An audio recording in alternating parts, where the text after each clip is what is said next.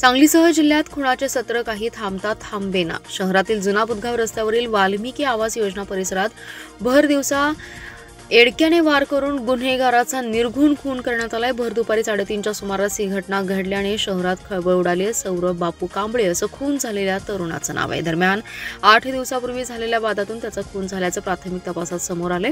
मुख्य संशयित रेकॉर्डवरील गुन्हेगार असून अन्य अल्पवयीन मुले असल्याचं समोर आलंय।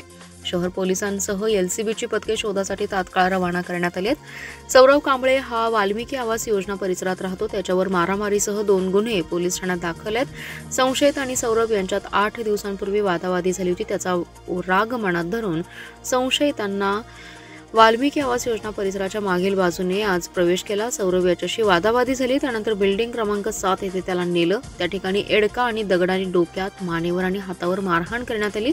एडक्याचा वार गळ्यावर वर्मी बसल्याने रक्ताच्या थारोळ्यात सौरभ पडला होता। घटनास्थळी त्याचा मृत्यू झाला। दरम्यान रक्ताच्या थारोळ्यात सौरभ पडल्याचं पाहून हल्लेखोर तिथून पसार झाले। खून झाल्याची माहिती मिळताच पोलिसांनी घटनास्थळी धाव घेतली।